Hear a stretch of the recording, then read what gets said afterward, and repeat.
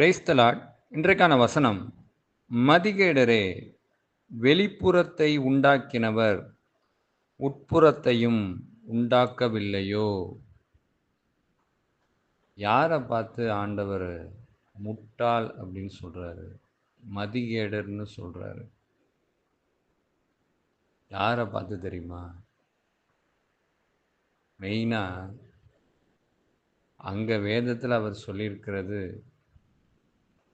பரிசேயர்களை குறித்து, நியாயசாஸ்திரிகளை குறித்து, வேதபாரகர்களை குறித்து, அநேகரை குறித்து ஆண்டவர் சொல்லியிருக்கிறார். ஏன் ஏன் அவங்கள முட்டாள்னு சொல்கிறாரு? உலகத்தில் கூட சொல்லுவாங்க, இவங்க ரொம்ப படித்த முட்டாள் அப்படின்னு. அதுபோல் ஆண்டவர் சொல்கிறார். ஏன்னா இவங்கெல்லாம் வேதத்தை, அந்த 5 ஆகமங்களை நன்கு கற்று அறிந்தவர்கள், நியாய பிரமாணத்தை கரைத்து குடித்தவர்கள் கூட சொல்லலாம். அந்த அளவுக்கு கற்று அறிந்தவங்க, அதில் தேர்ந்திருந்தவங்க. ஆனாலும் ஏன் ஆண்டவர் இப்படி ஒரு வார்த்தையை சொல்கிறார் அப்படின்னா, உங்களுடைய வெளிப்புறம் நல்லா இருக்கு, ஓகே, ஆனால் உட்புறம்னு ஒன்று இருக்கே, அது எப்படி இருக்கு அப்படின்னு ஒரு கேள்வி ஆண்டவர் வைக்கிறார். ஆண்டவர் வெளிப்புறத்தை உண்டாக்கினவர் உட்புறத்தை உண்டாக்கலையா? அதனாலே உன்னுடைய உட்புறம் எப்படிப்பட்டதா இருக்குது, எந்த நிலையில காணப்படுது அப்படின்னு சொல்லி கேட்குறாரு. நீங்களே யோசிச்சு பாருங்க. ஒரு பாத்திரம் இருக்கு. அந்த பாத்திரம் வெளிப்புறத்தில் நல்லா சுத்தமாக கழுவப்பட்டு, உள்ள பாத்திரத்துள்ள அந்த சமைச்ச அழுக்குகள் அப்படியே இருந்தாலோ, வேறு ஏதாவது அழுக்குகள் இருந்தாலோ, அது சரியாக இருக்குமா? சரியாக இருக்காதுல்ல. அது போலத்தான் ஆண்டவர் சொல்கிறாரு, நீங்கள் வெளிப்புற தோற்றத்துக்கு வேணால் நல்லா இருக்கிறீங்க, நல்லா பளிச்சுன்னு இருக்கிறீங்க. ஆனால் உங்கள் உட்புறம், உங்களுடைய இருதயம், உங்களுடைய ஆத்துமா அழுக்கு நிறைந்ததா இருக்குது, திருக்குள்ளதா இருக்குது, கேடு உள்ளதா இருக்குது, தீமை விளைவிக்கிறதா இருக்குது. அதனால நீங்கள் வெளிப்புறத்தை பளிச்சுன்னு வச்சு ஒரு பிரயோஜனம் இல்லை.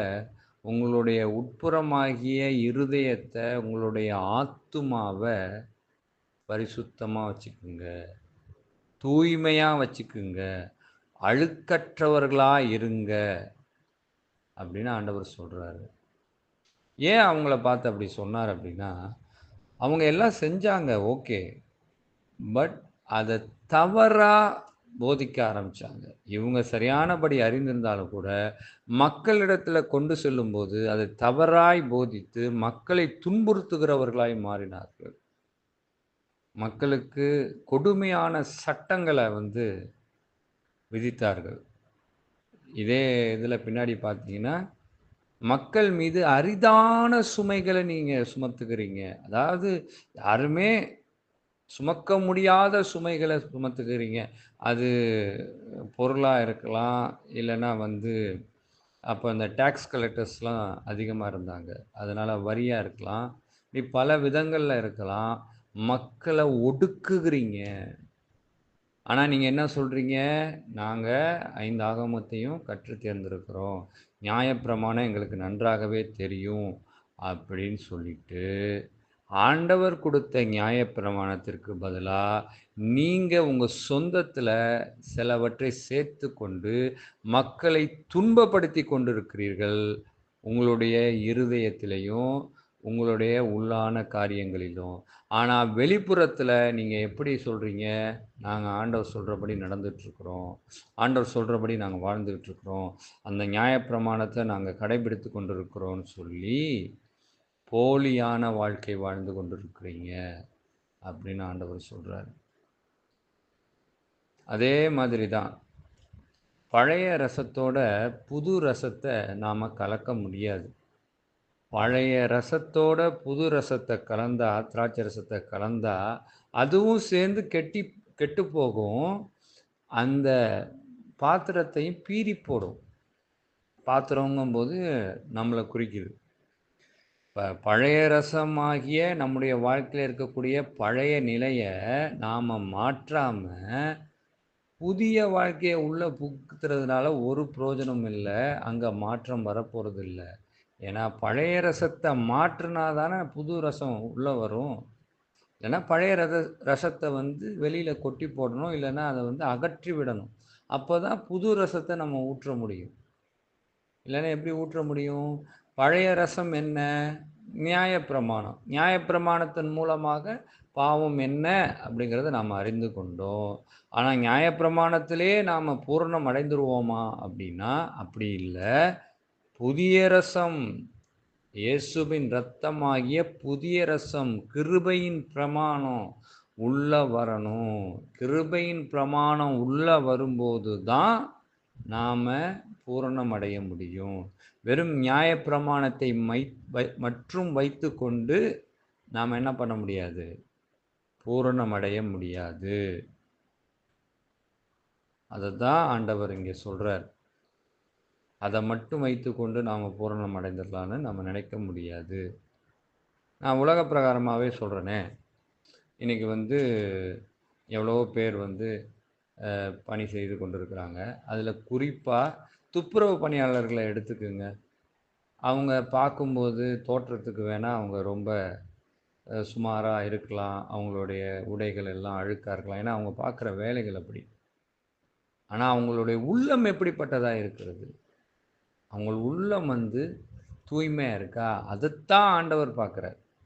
வெளிப்புற தோற்றத்த ஆண்டவர் பார்க்கவே இல்ல. நீங்க வேதத்திலே பாருங்களேன்.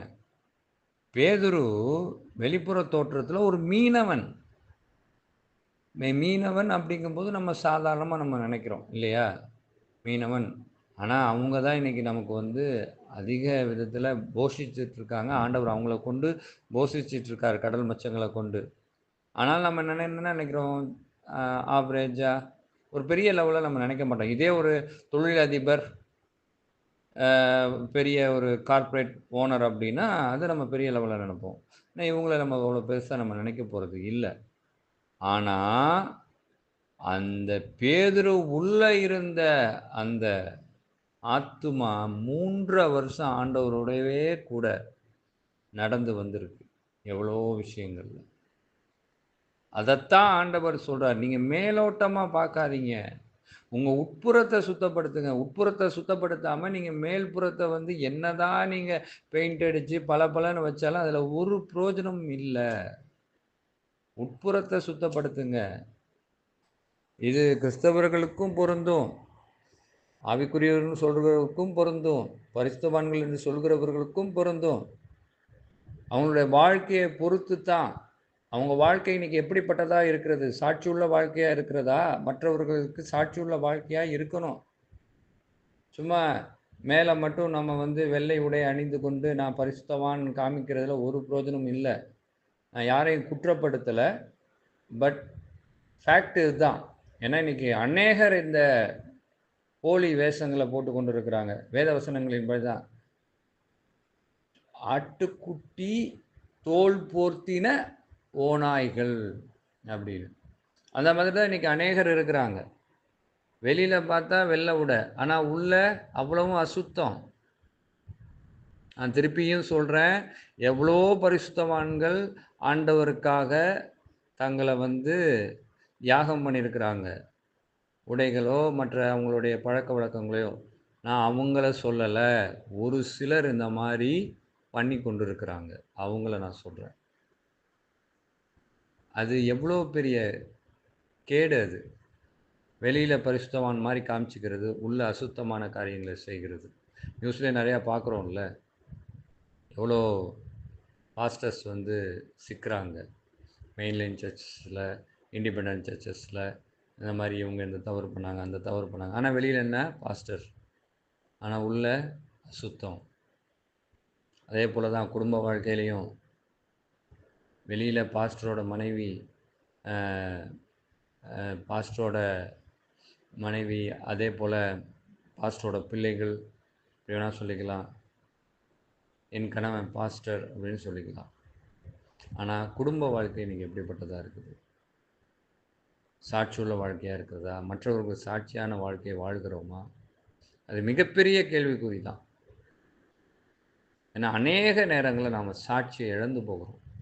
வெளிப்புற தோற்றத்தில் நம்மை காண்பித்துக் கொள்கிறவர்கள், பரிசுத்தவான்களாய் காண்பித்துக் கொள்கிறவர்கள், நீதிமான்களாய் காண்பித்துக் கொள்கிறவர் நாம் நம்முடைய பர்சனல் லைஃப்பில் அநேக நேரங்களில் நாம் சாட்சியற்றவர்களாய் காணப்படுகிறோம்.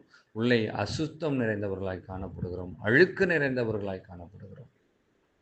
இதைத்தான் ஆண்டவர் சொல்கிறாரு, முதல்ல நீ உட்புறத்தை சுத்தப்படுத்து, ஆட்டோமேட்டிக்காக வெளியிலேயும் சுத்தமாகும். நீ உள்ள எதையுமே மாற்றாம நீ வெளியில மாத்துற மாதிரி நீ ஆக்ட் பண்ணுறதுனால ஒன்றும் நடந்துட போகிறதில்ல. நீ உள்ள மாற்று, ஆட்டோமேட்டிக்காக எல்லாம் வெளியில் தானாக மாறும். அதுக்கு முதல்ல நான் உனக்குள்ளே இருக்கணும். இருந்தால் தான் நீ மாறுவ. நான் உனக்குள்ளே இல்லாமல் நீ மாறுறேன்னு சொன்னாலும் உன்னால் மாற முடியாது. முதல்ல உள்ளே சுத்தப்படுத்து, பின்பு வெளியில் சுத்தமாகும். காதுள்ளவர்கள் கேட்க கடவர்கள். ஆமென்.